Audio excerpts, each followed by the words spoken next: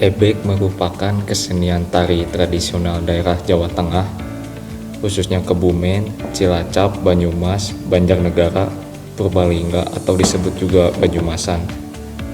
Di mana dalam kesenian ebek ini menggunakan atribut kuda-kudaan dari anyaman bambu yang dihias menggunakan ijuk atau tali rafia di bagian kepala sekaligus ekor serta menggunakan kerincing.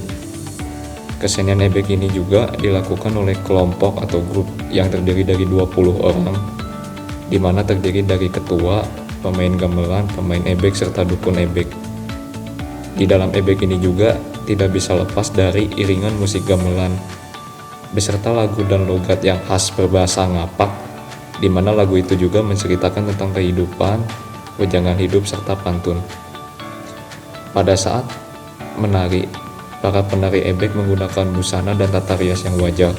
Namun ada juga kelompok penari yang busananya tidak wajar, terutama di bagian tutup kepala, yakni menggunakan mahkota wayang.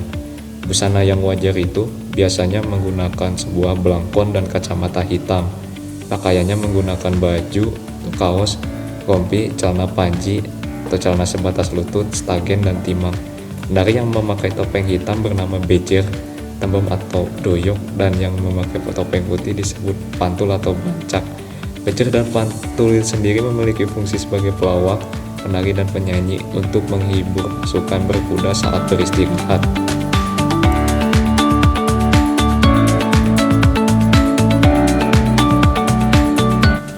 Tak ada tulisan yang pasti kapan ebek ini pertama kali dilakukan, tapi kemungkinan ebek ini sudah ada sejak zaman Jawa kuno. Ebek ini juga menggambarkan sekelompok prajurit yang menunggang kuda, lengkap beserta dengan atraksinya. Kuda kepang atau ebek ini juga adalah lambang kegagahan prajurit Mataram ketika berkuda melawan penjajahan Belanda. Lalu ada juga yang mengatakan tarian ini adalah bentuk dorongan kaum jelata kepada prajurit berkuda Pangeran Diponegoro dalam menghadapi kolonialis Belanda.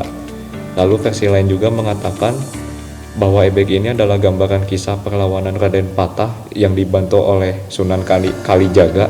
Pendapat lainnya menceritakan perihal pelatihan perang prajurit Mataram yang dikoordinasikan oleh Sultan Hamengkubuwono pertama untuk menghadang barisan Belanda. Diperkirakan juga ebek ini sudah ada sejak abad ke-9, tepatnya ketika manusia mulai menganut aliran kepercayaan animisme dan dinamisme. Salah satu bukti yang menguatkan ebek dalam jajaran kesenian tua adalah adanya bentuk-bentuk intrens atau keserupaan atau wuruk. Bentuk-bentuk ini merupakan ciri dari kesenian yang terlahir pada zaman animisme dan dinamisme.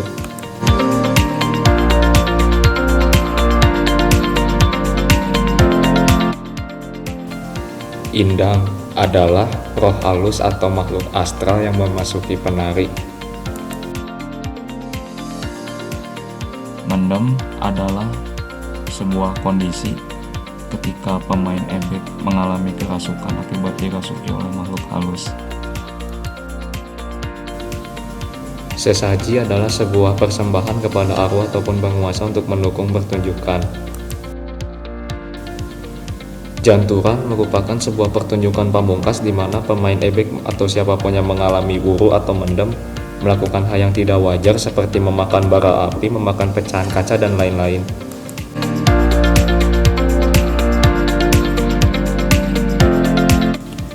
Ebek yang semulanya digunakan sebagai sarana untuk melakukan ritual, kini seiring perkembangan zaman berubah menjadi seni pertunjukan yang biasa dihadirkan di acara pernikahan, khitanan, atau memperingati hari tertentu.